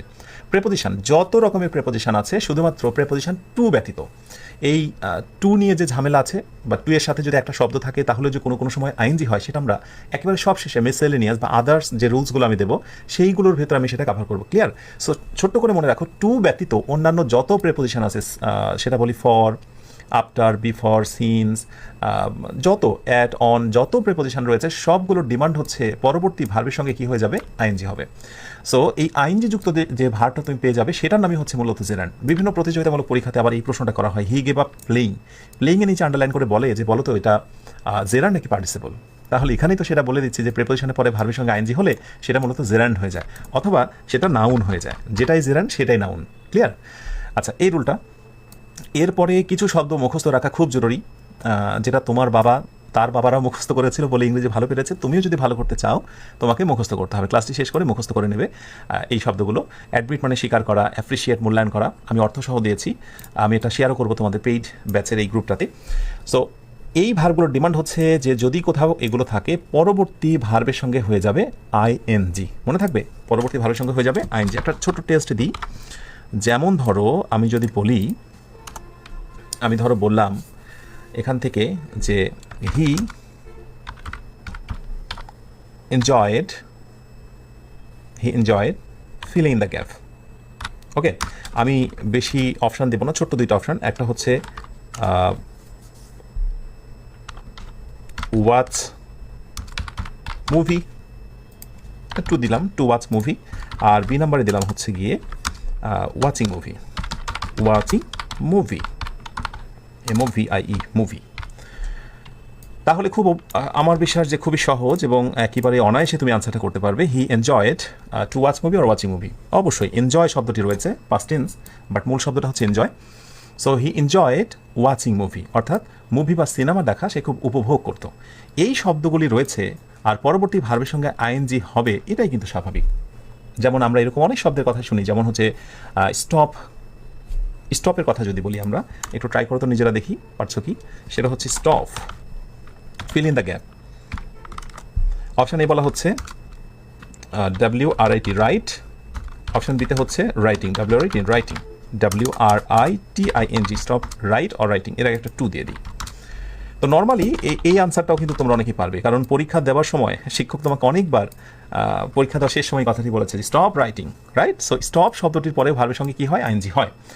কিন্তু কথা হলো, দেখো এই বক্সে যতগুলো শব্দ আছে এর ভেতরে কিন্তু স্টপ শব্দটি আমি দেইনি। কেন দেইনি বলো তো? কারণ স্টপ নিয়ে ঝামেলা রয়েছে। স্টপ হচ্ছে এমন একটা ভার্ব, এর পরে ইনফিনিটিভও হতে পারে ক্ষেত্র বিশেষ, এখানে অবশ্য জেরান্ডি হবে, কিন্তু অন্যান্য ক্ষেত্রে কথা বলছি। স্টপ এবং এই জাতীয় আরও অনেক শব্দ রয়েছে যারা একই সাথে জেরান্ডো হতে পারে, আবার ইনফিনিটিভও হতে পারে। অর্থাৎ কিছু নির্দিষ্ট শব্দ রয়েছে যে শব্দগুলোর পর দুইটা আনসারই রাইট হতে পারে, স্টপ হচ্ছে তার ভিতরে একটা। ওকে, সো এইরকম কিছু শব্দের আমি তালিকা দিয়েছি, এই শব্দগুলো তোমরা মুখস্থ রেখে দিও। ক্ষেত্র বিশেষ অর্থ বুঝে এগুলোর পরে ইনফিনিটিভও হতে পারে, জেরান্ডো হতে পারে। যদিও এক্ষেত্রে স্টপ টু রাইট এটা হবে না, কিন্তু যদি আমি ধরো এই এক্সাম্পলটা দিতাম, কথার কথা ধরো, খেয়াল করতে হবে মনোযোগ দিয়ে। তার মানে এখন পর্যন্ত আমি যতগুলো রুলসের কথা বলছি, বেশিরভাগ ক্ষেত্রে এই ব্যাপারটা এমন রয়ে যাচ্ছে যে ক্লাস শেষে তোমার একটা গুরুত্বপূর্ণ কাজ হচ্ছে এগুলো পড়ে ফেলা। যেমন ধরো আমি বললাম, আমি বলবো যে he stopped, STOPPD stopped. Okay, past participle হলে ডাবল পি হয়ে যায়, ডট ডট। ওকে, সো আমি অপশানে বললাম যে এখানে কি টু ইট হবে, অপশান বি হচ্ছে ইটিং হবে। তো নর্মালি তুমি যদি একটা নিয়ম জানো যে স্টপের পরে ভার্বের সঙ্গে আইএনজি, তাহলে ধরা খাবে। ক্ষেত্র বিশেষ দুইটা হতে পারে। স্টপ মানে হচ্ছে থামা, আর যদি হচ্ছে স্টপ মানে কিছু সময়ের জন্য থামা, বিরতি দেওয়া, দুই অর্থে ব্যবহৃত হয়। হি স্টপড টু ইট, অর্থাৎ খাবার জন্য সে থেমেছিল, আর হি স্টপড ইটিং, সে খাবার জন্য একেবারে থেমে গিয়েছিল আর যায়নি। তার মানে হালকা বিরতি প্রকাশের ক্ষেত্রে আমরা টু ব্যবহার করতে পারি, আর একবারে থামিয়ে দেওয়ার ক্ষেত্রে আমরা আইএনজি ব্যবহার করতে পারি। তো স্টপ রাইটিং, খাতা লেখা একবারে থামিয়ে দাও, সেই জন্য এখানে রাইটিং হয়েছে, টু রাইট হয়নি। এখানে অর্থের মাধুর্যতা নষ্ট হবে। তাহলে এই শব্দগুলো তুমি মুখস্থ রেখে দিও ক্লাস শেষ করে, যে এই শব্দগুলোর পরে দ্বিতীয় ভার্বের সঙ্গে দুইটা আনসারই রাইট হতে পারে। তাহলে ধরা যাক এইবার একটা টেস্ট তোমাকে দেওয়া হলো যে হি বিগ্যান পাস্ট টেন্স করে দিই, যে he began dot dot. So অপশানে বলা হচ্ছে যে টু ক্রাই, বি হলো ক্রাইং। বলো রাইট আনসার তুমি কী নেবে? ঝড় গতিতে রাইট আনসারটা দিয়ে দাও। এবার তো বেশ আত্মবিশ্বাস নিয়ে দেবে, তুমি বলবে যে স্যার বিগিন এমন একটা শব্দ যার পরে জেরান্ডো হতে পারে, মানে আইএনজি, বা ইনফিনিটিভ মানে 2+V1ও হতে পারে। তাহলে হি বিগেন টু ক্রাই, সে কাঁদতে শুরু করেছিল, হি বিগেন ক্রাইং, সে কাঁদা শুরু করেছিল। অর্থের একটা পার্থক্য রয়েছে, তুমি খেয়াল করলে? আমি যখন বললাম হি বিগেন টু ক্রাই, সে কাঁদতে শুরু করলো, আর হি বিগেন ক্রাইং, সে কাঁদা শুরু করলো, অর্থ একটু আলাদা। আর এটি হচ্ছে মূল কথা, যে তুমি যখন ট্রান্সলেশনে দক্ষ হতে চাইবে বা বঙ্গানুবাদে দক্ষ হতে চাইবে, সেখানেও কিন্তু এই খুঁটিনাটি জিনিসগুলোর ব্যবহার জানা খুবই জরুরি, না হলে সঠিক বঙ্গানুবাদ কোনোভাবেই আসবে না। তাহলে নিশ্চয়ই তোমরা বুঝে নিয়েছো এই হলো জেরান্ডের ব্যাপার। আর এর আগে তো আমি ইনফিনিটিভ দেখালাম, এবার তোমাদের দেখাবো পার্টিসিপল। তো এবার হলো পার্টিসিপল, দ্যাট মিনস হচ্ছে নন ফাইনাইটের একেবারে শেষ প্রকার। এরপরে আমরা আসবো ফাইনাইট, টেন্স বেস যে রুলসগুলো রয়েছে সেগুলোতে। আচ্ছা, পার্টিসিপলের কথাই বলি আমরা যদি, তো পার্টিসিপলের ক্ষেত্রে বেসিক্যালি ব্যাপারটা এরকম যে এটাও ভার্বের সঙ্গে আইএনজি, কিন্তু সেটা কাজ করবে অ্যাডজেক্টিভের মতো। তো এক্ষেত্রে একটা বিষয় তোমরা মনে রেখো, আমি ছোট্ট একটা শর্টকাট দিয়ে দিই তোমাদের ফার্স্টেই। শর্টকাটটা হচ্ছে একটু রেড করলাম। শর্টকাটটা হচ্ছে যে ভার্বের সংখ্যা হচ্ছে 2টা থাকবে, একটা বাক্যে ভার্বের সংখ্যা কয়টা থাকবে? 2টা থাকবে। তো প্রথম ভার্বটা নিয়ে সমস্যা নেই, দ্বিতীয় যে ভার্বটা থাকবে এখানে আমি ভার্ব 2 বলবো আর কি, ভার্ব 2 বলছি ব্র্যাকেটে 2।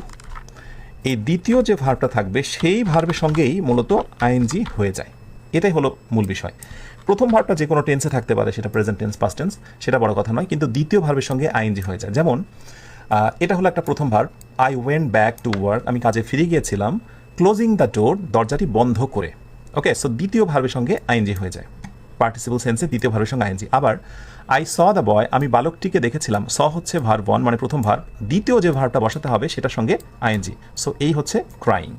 ওকে, সো দ্বিতীয় ভার্বের সঙ্গে আইএনজি। তো এখন একটি কথা না বললে নয়, সেটি হলো যে এই সাদামাঠা নিয়মের বাইরেও মাঝে মাঝে কিছু ব্যতিক্রম দেখা যায়। যেমন আমি একটা এক্সেপশন দিয়ে তোমাদের বোঝানোর চেষ্টা করি। যেমন আমি যদি বলি যে he went to market dot dot some TUCTS products. Okay, so আমি এবার অপশান ক্রিয়েট করলাম যে টু বাই, বি নাম্বার হচ্ছে বাইং। তাহলে আমি এই মুহূর্তে তোমাদের যে নিয়মটা শেখালাম সেটা অনুযায়ী তো আমার ধারণা তোমরা গণহারে একটা ভুল আনসার দিয়ে ফেলবে। সেই ভুল আনসারটা কি? যে একই সেন্টেন্সে স্যার যদি দুটো ভার্ব থাকে, আপনি যেটি বলেছেন দুটো ভার্ব হলে শেষের ভার্বের সঙ্গে জেনারেলি আমরা কী করবো? আইএনজি। বাট এখানে একটা মজার বিষয় হলো, তোমাকে একবারে প্রথমে আমি যে কথাটি বলেছিলাম সেখানে ফিরে যেতে হবে, যে ওই যে কোনো কিছু নিতে, দিতে, খেতে, তয়কারে তে, বুঝতে পেরেছ? যে হি ওয়েন টু মার্কেট, সে বাজারে গিয়েছিল কিছু প্রোডাক্ট কিনতে, হ্যাঁ, কিছু জিনিস কিনতে। তো এই যে কিনতে তয়কারেতে, এই জন্য তোমাকে নিতে হবে ইনফিনিটিভ। একেবারে প্রথমের দিকে আমি বলেছিলাম ইনফিনিটিভ। দ্যাটস ওয়াই বাংলা খুবই গুরুত্বপূর্ণ। আমরা অনেক সময় ইংরেজি শেখার সময় ভুলেই যাই যে ইংরেজি একটা ভাষা, ভাষাগত বিষয়টিকে ইংরেজি রুলসের সঙ্গে যদি অ্যাডজাস্ট না করি তাহলে অনেক ক্ষেত্রে আমাদের ধরা খেতে হবে। বঙ্গানুবাদ তো পারবোই না, ইভেন অনেক সময় দেখা যায় যে রুলস ছকে বাঁধা নিয়মের সঙ্গে কোনোভাবে যাবে না। আমি আরও কিছু ক্ষেত্রে তোমাদেরকে বোঝাবো যে রুলসের বাহিরেও শুধু বাংলার কারণেও কিন্তু সেই রুলসের ভিন্নতা দেখা যায়। Just wait. তাহলে ব্যতিক্রমটা মনে রেখো যে একই সেন্টেন্সে দুইটা ভার্ব হলে যদি অর্থটা হয় ওরকম নিতে, খেতে, দিতে, তাহলে কিন্তু ইনফিনিটিভ হতে পারে।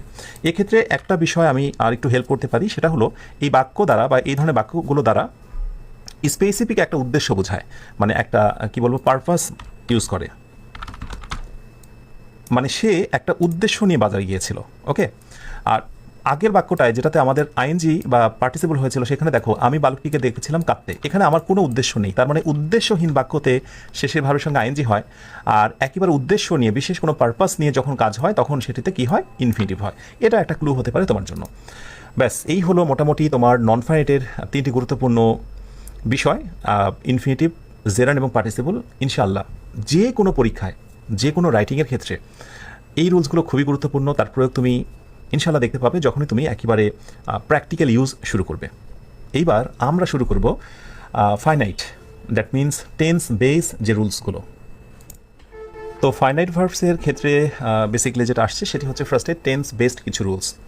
তো টেন্স অনেকগুলোই প্রকার, যেটা তোমরা জানো। তো টেন্সের এই 3 প্রকার, তারপরে 12 প্রকার, সবগুলোরই মোটামুটি প্রয়োগ আমরা দেখি না, যেই কয়টা বেশি গুরুত্বপূর্ণ এবং যেগুলোর ক্যারেক্টারিস্টিক্স বা ট্রেড বা বৈশিষ্ট্য যেগুলো বলি আমরা, যে বৈশিষ্ট্যগুলো দেখে রাইট ফর্ম ভার্বসে আমরা ভার্ব নিরূপণ করি, তার ভিতরে প্রেজেন্ট ইনডিফিনিট টেন্স, এরপরে present continuous, present perfect, past indefinite, future indefinite, এই হাতে গোনা 5-6টা টেন্সের কিছু শব্দ মুখস্থ রাখা খুবই জরুরি। তো তোমাদের কাজ হলো ক্লাসটি শেষ করেই অ্যাডভার্ব অফ ফ্রিকোয়েন্সি অর্থাৎ প্রেজেন্ট ইনডিফিনিট টেন্সের এই বৈশিষ্ট্যগুলো একবারে ঠোঁটস্থ, মুখস্থ এবং কণ্ঠস্থ করে নেওয়া, যে এগুলো থাকলে সাধারণত প্রেজেন্ট ইনডিফিনিট হয়। আমি সাধারণত বলছি কারণ ব্যতিক্রম হয়, আমি সেটা দেখাচ্ছি। এইগুলো থাকলে সাধারণত কি হয়? প্রেজেন্ট ইনডিফিনিট টেন্স হয়। এই বৈশিষ্ট্যগুলো যেমন she always drinks coffee in the morning, সে সকালে সবসময় কফি পান করে। যেহেতু এখানে রয়েছে অলওয়েজ, তাহলে আমি ধরেই নিলাম যেটা প্রেজেন্ট ইনডিফিনিট টেন্স হবে। যাদের টেন্সের সমস্যা, আমার টেন্সের ক্লাসটা একটু ভালো করে দেখে নিও, কেমন? আচ্ছা, তাহলে পরীক্ষা কি থাকবে? এই জায়গাটায় ফিলিং ইন দ্য গ্যাপ থাকবে, এখানে ফিলিং দ্য গ্যাপ থাকবে। তো ফিলিং দ্য গ্যাপে এখানে রাইট উত্তর কি? অনেক সময় ড্রিঙ্ক থাকতে পারে, ড্র্যাঙ্ক হতে পারে পাস্ট টেন্সে, অথবা অন্যান্য কিছু, অথবা টু ড্রিঙ্ক হতে পারে। তো তুমি বুঝে নিয়েছো যেহেতু অলওয়েজ রয়েছে, দ্যাট মিনস এটা প্রেজেন্ট ইনডিফিনিট টেন্সের মধ্যেই থাকবে। সো তুমি লেখার ক্ষেত্রেই হোক, বলার ক্ষেত্রেই হোক, বা পরীক্ষায় হোক, অবশ্যই এই ব্যাপারটিকে প্রায়োরিটি দেবে। তো সাথে এটা বলি যে আমি এখন যতগুলো জিনিস তোমাদের মুখস্থ করতে বলছি টেন্স রিলেটেড, সবগুলোই আবার অনেক সময় ব্যতিক্রম হতে পারে। যেমন আমি একটা এক্সাম্পল দিই তোমাদের, তোমরা যদি ধরা বাঁধা একটা নিয়মের মধ্যে সীমাবদ্ধ থাকো তাহলে কী ধরনের ধরাটা খাবে সেটা খেয়াল করো। ধরো আমি এরকম একটি বাক্য দিলাম যে হি ইজ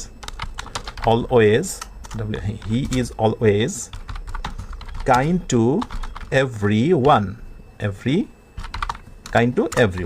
ওকে। আরেকটি বাক্য ধরো আমি দিলাম যে he has always been kind to everyone. নিজেরা একটু ট্রাই করো, which will be the best or suitable answer, choose the correct one. হ্যাঁ, সঠিক আনসারটি খুঁজে বের করো। এইরকম হয় যে choose the correct answer, correct answer, কোন আনসারটি সঠিক। তো আমি টাইম ওয়েস্ট করবো না, আমি যতটুকু ফিল করছি যে তোমরা সম্ভবত মানে একটা জিনিস মাথায় ঢুকে গেছে যে অলওয়েজ থাকা মানেই সেটা বুঝি সর্বদাই প্রেজেন্ট ইনডিফিনিট, আর সে কারণেই তোমরা হয়তো বা হি is always kind to everyone এই আনসারটিকে তোমরা প্রায়োরিটি দেবে এবং বলবে যে এটাই আনসার রাইট, অন্যগুলো হওয়ার সম্ভাবনা নেই। আই ডু বিলিভ যে এটা অবশ্যই রাইট, আমি অস্বীকার করছি না, এটা অবশ্যই রাইট। পাশাপাশি অর্থগত কারণে এই আনসারটা right. He has always been kind to everyone, অর্থাৎ সে সর্বদাই সকলের প্রতি সদয় হয়েছে, সে সর্বদাই সকলের প্রতি সদয় হয়েছে। এই হয়েছে এইরকম অর্থে আমরা প্রেজেন্ট পারফেক্ট টেন্সে মাঝখানে অলওয়েজ নিয়েছি। তার মানে অলওয়েজ থাকলে প্রেজেন্ট ইনডিফিনিট না হয়ে প্রেজেন্ট পারফেক্টও হতে পারে, এটা ডিপেন্ড করে বাংলা অর্থের ওপরে। ওকে, আচ্ছা, এরপরে আসো হি is always kind to everyone, অর্থ চেঞ্জ হয়েছে, সে সর্বদাই সকলের প্রতি দয়ালু, সে সর্বদা সকলের প্রতি দয়ালু আর সর্বদা সকলের প্রতি দয়াশীল হয়েছে। অতএব বোথ আর কারেক্ট। এই কথাগুলো বলার পিছনে আমার এটি কারণ যে তোমরা যদি অ্যাডভান্স মানে কি বলবো যে অ্যাডভান্স স্টেপে পৌঁছে যাও, সেখানে যেন গোড়ামি না থাকে যে এই শব্দগুলো মানেই সর্বদাই প্রেজেন্ট ইনফিনিট, এরকম নয়। তো অ্যাজ ইউজুয়াল এগুলো সাধারণত প্রেজেন্ট কন্টিনিউয়াস, প্রেজেন্ট ইনফিনিট এগুলোর মধ্যে থাকে বলে আমি সাধারণত দিয়েছি। এই শব্দগুলো মুখস্থ রেখো। She is working on her project right now, right now রয়েছে এই জন্য প্রেজেন্ট কন্টিনিউয়াস হয়েছে। পরীক্ষা কি থাকবে? রাইট নাও থাকবে, কিন্তু এই জায়গাটায় হয়তো বা ফিলিং ইন দ্য গ্যাপ থাকবে। সো অপশানে থাকবে ওয়ার্কস অথবা ইজ ওয়ার্কিং, তুমি অবশ্যই কি নেবে? ইজ ওয়ার্কিং নেবে। ক্লিয়ার? আচ্ছা, প্রেজেন্ট পারফেক্ট বৈশিষ্ট্যগুলো মুখস্থ রাখো, খুবই জরুরি। প্রেজেন্ট পারফেক্টে খুব খুব কাজে দেয়। শি হ্যাজ অলরেডি, যেহেতু অলরেডি রয়েছে অতএব সেটি হবে প্রেজেন্ট পারফেক্ট। ক্লিয়ার? এই বৈশিষ্ট্যগুলো দেখো, আমি কিন্তু এগুলো মুখস্থ রেখেছি, অথবা তোমার বড় ভাই আপু যে ইংরেজি ভালো জানে তারও কিন্তু এগুলো কন্ট্রোলে রয়েছে। তাই দয়া করে তুমি যদি ইংরেজিতে তার মতো, তোমার সেই বড় ভাই বা আপুর মতো ভালো হতে চাও, দয়া করে ক্লাস শেষে, আজকে কিন্তু অনেক পড়া মুখস্থ রয়েছে তোমাদের জন্য। ওকে, এই হচ্ছে তোমার প্রেজেন্ট পারফেক্ট। আর পাস্ট ইনডিফিনিটের কথা যদি বলি, এইখানে কোনো অল্টারনেটিভ নেই, অর্থাৎ এই শব্দগুলো থাকলেই ভার্বের হবে V2 বা পাস্ট টেন্স, ভার্বের হবে V2 বা পাস্ট টেন্স। ইয়েস্টারডে, কোনোভাবে অন্য কোনো নিয়মের মধ্যে তুমি এটাকে রাখতেই পারবে না। She visited the museum yesterday, সে গতকাল জাদুঘর পরিদর্শন করেছিল। আমি দেখেছি বিভিন্ন প্রতিযোগিতামূলক পরীক্ষাতে ইয়েস্টারডে দিয়ে, মানে এই টাইপের শব্দগুলো দিয়ে 2টা টেস্টে দেওয়া হয়, খুবই ফানি এবং খুবই মজার। এখানেই ওই শব্দটার সার্থকতা, যে এই শব্দটা থাকলে সে পাস্ট টেন্স ছাড়া অন্য কোনো টেন্সে হতেই পারে না। হয়তো বা আরেকটা থাকলো যে she has visited the museum yesterday, তো সে গতকাল মিউজিয়াম বা জাদুঘর পরিদর্শন করেছিল, আর সে গতকাল জাদুঘর পরিদর্শন করেছে। তো করেছে যখন বলছি ইয়েস্টারডে রাখা যাবে না। সো যেহেতু ইয়েস্টারডে, দ্যাট মিনস অবশ্যই প্রথমটাই হলো আমার রাইট। আমি দেখেছি বিভিন্ন প্রতিযোগিতামূলক পরীক্ষায় এই এমসিকিউ টাইপের প্রশ্নটা থাকে। সো এই শব্দগুলো মুখস্থ রেখে দিও, যে এই শব্দগুলো তাদের এক অন্যতম চাওয়া হলো যে আমরা যদি কোনো বাক্যে থাকি তাহলে সর্বদাই ভার্বের হয়ে যাবে পাস্ট টেন্স বা পাস্ট ফর্ম। আর সবশেষ আজকের আয়োজনের ফিউচার ইনডিফিনিটের কিছু সিম্বল, টাইম এক্সপ্রেশনস মুখস্থ করে নিও। Tomorrow, next week, next month, মূলত নেক্সট এর সঙ্গে দু একটা শব্দ in the future, later, in a few days, the day after tomorrow, এই শব্দ বা বৈশিষ্ট্য থাকলেই সেটা হয়ে যাবে ফিউচার ইনডিফিনিট। ওকে, সো তোমার কাজ হচ্ছে মুখস্থ করে নেওয়া। সবশেষে একটি কথা বলি, আগামী ক্লাস আমাদের আরও একটি ক্লাস থাকবে রাইট ফর্ম অফ ভার্বসের ওপরে, এবং ইনশাল্লাহ সেই ক্লাসটি হওয়ার পর, অর্থাৎ আজকের এই 36তম ক্লাস এবং আগামী দিন ইনশাল্লাহ 37তম ক্লাস, এই দুইটি ক্লাসের ভেতরে আমি যা যা পড়াবো, এরপর যে কোনো প্রতিযোগিতামূলক পরীক্ষা যেখানেই তোমার ভার্ব আসুক না কেন, ভার্ব ব্যবহার করতে যাও না কেন, ঘুরে ফিরে এইগুলোই বারবার অ্যাপ্লাই হবে। সবশেষে এটাই বলি যে ভার্বে যে পরিবর্তনই করি না কেন, ভার্বের মৌলিক পরিবর্তন কিন্তু কখনো কখনো হবে ভার্বের বেস ফর্ম, যেটাকে আমরা বলি V1, কখনো কখনো হবে V2, মানে যেটাকে বলি পাস্ট টেন্স, কখনো কখনো হবে ভার্বের পাস্ট পার্টিসিপল, যেটা প্রেজেন্ট পারফেক্টে দেখেছো, কখনো কখনো ভার্বের সঙ্গে আইএনজি, ভার্ব প্লাস আইএনজি। মূলত এই 4টি ভার্ব বসানো নিয়েই কিন্তু মূলত রাইট ফর্ম অফ ভার্বসের কাহিনী। ওকে, রাইট ফর্ম অফ ভার্বস। ওকে, এইগুলোই আমরা শিখছি। ইনশাল্লাহ আগামী দিন আমরা টেন্সের আর কিছু নিয়ম, যেমন সিকোয়েন্স অফ টেন্সের কিছু নিয়ম রয়েছে, 2টা সেন্টেন্স একসাথে হলে কি হয় সেটা আমরা দেখব। সেখানে হয়তো বা কন্ডিশনালের কিছু নিয়ম আসতে পারে, হোয়েন বা কিছু সাবঅর্ডিনেট কনজাংশনের নিয়ম আসতে পারে, আর এরপর কিছু ব্যতিক্রম শব্দের সমন্বয়ে ভার্বের কিছু কারেকশন হয়, সেগুলো দেখব। ব্যাস, এর মধ্যে দিয়ে শেষ হবে রাইট ফর্ম অফ ভার্বসের রুল। আলহামদুলিল্লাহ, এভাবে শেষ করব আমরা। শেষ করছি আজকের আয়োজনটি। সবশেষে গুরুত্বপূর্ণ কিছু কথা তোমাকে শুনতেই হবে, একটু ভালো করে মনোযোগ দিয়ে শোনো। আচ্ছা, প্রথমত আমি তোমাদেরকে যেটা দেখাতে চাই, যেটা তোমাদেরকে আমি বলেছি যে দেখাবো তোমাদেরকে, সেটা হচ্ছে আমরা একটু ওয়েট, আমরা বুক মক আপ দেখাতে চাই। অর্থাৎ আমাদের যে বইটা রিলিজ হয়েছে, দ্যাট মিনস যে বইটা রিলিজ হবে যেটার কথা তোমরা শুনছো, ইয়েস, সেটা হচ্ছে এটা। অর্থাৎ 50 বেসিক ক্লাসের যে হ্যান্ডনোট বা যা ইনফরমেশান, একেবারে পুরো ইনফরমেশানগুলো এখানে চমৎকারভাবে সাজানো আছে। দেখো 50টি পেড ক্লাসের ছায়ানোট, মানে যা যা তুমি পেয়েছো সব কিছুই তথ্য বহুল এই প্রিমিয়াম ক্লাসে, এটি হচ্ছে প্রামাণ্য কপি, রাইট?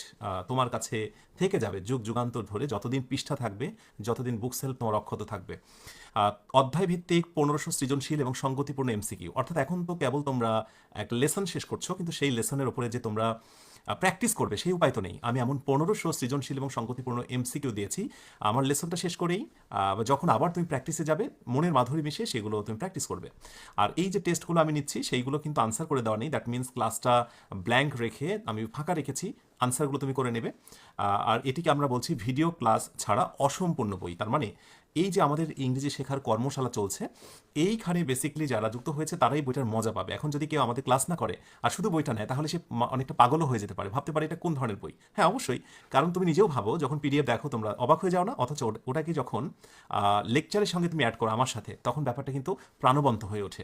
সো এই নিউজটুকু দেওয়ার, বইটির দাম কত, কবে রিলিজ হবে, ভেরি সুন আমি এটা জানিয়ে দেবো। তবে এইটুকু তোমরা মনে রেখো যে বইটি নিয়ে বাণিজ্যিক কোনো ভাবনা নেই।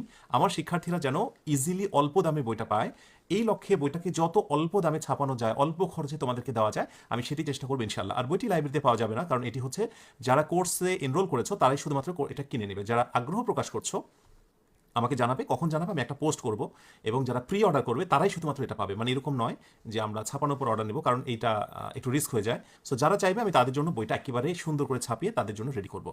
এনিওয়ে, সব শেষ করবো আজকের আয়োজনটি। আয়োজনের শেষে কয়েকটা কথা বলতে চাই, একটু মনোযোগ দিয়ে শুনবে। আজকে আমি খুব কষ্ট পেয়েছি, মানে আমার একটু খারাপ লাগছে, একটু বলবো না, অনেকটাই খারাপ লাগছে। এই জন্য যে আমি দুইজনকে আমি ব্লক করেছি অ্যান্ড সাসপেন্ড করেছি, 7 ডেজের জন্য সাসপেন্ড করেছি।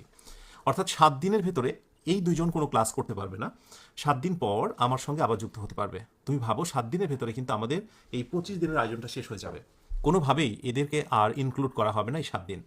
এখন এটা আমার ভাবতে খুব খারাপ লাগছে, বাট আমি কখনোই যেটি চাইনি সেটি হচ্ছে অবমূল্যায়ন। আমি 100 মাইল দৌড়িয়েছি, কথাটা একটু মনোযোগ দিয়ে শুনবে। আমি 100 মাইল দৌড়িয়েছি, আমি শেষ কিনারায় পৌঁছে গেছি, আমি খুবই ক্লান্ত, তৃষ্ণার্ত।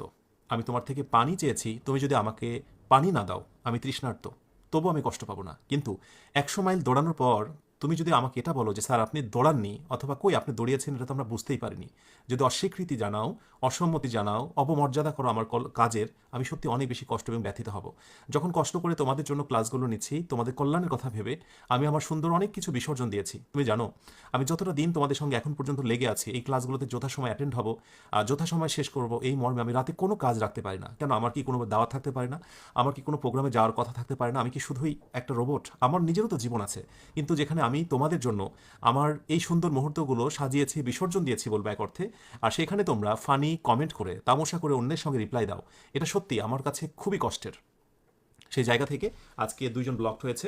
আর ব্লক বা সাসপেন্ড হলে তোমরা কখনো এটা বুঝতে পারবে না। সো অবশ্যই আমি চাইবো কমেন্ট করার সময় অবশ্যই তোমরা জেনে বুঝে কমেন্ট করবে, এবং খুব বেশি সিরিয়াস হবে। স্বপ্ন পূরণের এই পথে তোমরা যারা লেগে আছো, তোমরা জানো না তোমরা সময় নষ্ট করছো যদি আমার ক্লাসে পূর্ণ মনোযোগ না দাও, টাকা নষ্ট করছো যদি আমার ক্লাসের প্রতি আন্তরিকতা না দেখাও, এবং দিন শেষে তোমার নিজের কাছে তুমি অপমানিত হবে, অন্যের কাছে তুমি হেয় হবে যদি আমার ক্লাসগুলোকে তুমি সিরিয়াসলি না নাও। আমি তোমাকে শাসন করি, আমি তোমাকে ভালোবাসার কথা বলি, আমি তোমাকে স্নেহের বন্ধনে আবদ্ধ করি, সব কিছুই তোমার কল্যাণের জন্য। যদি তুমি এটা বুঝো তাহলে ফিল করবে রফিক স্যারের উদ্দেশ্যটা কি। আমি আমার জীবনে কোনো তথ্যই আমার কাছে রাখিনি, আমি সব কিছু দিয়েছি। আমি বারবার রিকোয়েস্ট করেছি যে তোমরা এই সমস্ত ইনফরমেশনগুলো শুধু শুনতে থাকো, বুঝতে পারিনি এই কথা চলবে না, যেখানে বুঝতে পারোনি আবার রিপিট করো। এই কথাগুলো আমি যখন বলছি, মানে আমার খুবই খারাপ লাগছে ওই দুইজনের কথা ভেবে, যারা হয়তো বা কষ্ট করে এই 500-600 জনের মধ্যে লাস্ট পর্যন্ত টিকে ছিল, কিন্তু শেষ পর্যন্ত আর আমাদের সাথে যেতে পারলো না। তোমাদের সবার জন্য দোয়া রাখি। শেষ করছি আজকের আয়োজনটি। ইনশাআল্লাহ তোমাদের প্রত্যেকের জীবন হবে সুখময় এবং সুন্দর। যারা তোমাদের সিনিয়র আছেন, যারা কল্যাণ চায়, এটা যদি বুঝতে পারো, তাদের কথা কখনোই শোনার ক্ষেত্রে কখনোই কোনোভাবে কৃপণতা অথবা কৃতজ্ঞতা বোধের যেন অভাব না ঘটে। শেষ করছি আজকের আয়োজনটি। আমাদের সমস্যা হলো আমরা যখন ক্লাস নিই শুধুমাত্র ক্লাসের পড়াই, কিন্তু আসলে একজন শিক্ষকের আদর্শ হওয়া উচিত একজন শিক্ষার্থীকে মোরাল ভ্যালু শেখানো, নৈতিকতার জিনিসগুলো তার ভিতরে গেঁথে দেওয়া। এটা শেখায় না বলেই আজকে আমরা কেমন যেন হয়ে গেছি। তো আমি চেষ্টা করব আমার ক্লাসগুলোতে আজ আগামী দিন এবং যে কোনো সময় আল্লাহ যতদিন আমাকে বাঁচিয়ে রেখেছে ক্লাসের পাশাপাশি উত্তম আদর্শে মানুষ হবার জন্য যে গুণাবলী দরকার সেগুলো আমি বলতে চেষ্টা করব, বলে যাব ইনশাআল্লাহ। হাজারো জন থাকলে তার ভিতরে কিছু জন সেটিকে গেঁথে নেবে। ভালো থেকো সবাই, এই প্রত্যাশায় শেষ করছি আজকের আয়োজনটি। যে ভালো শেষ নেই, সুখে থেকো যে সুখে সীমানা নেই, এই অনন্ত শান্তির চিরন্তন প্রত্যাশায়। আল্লাহ হাফেজ।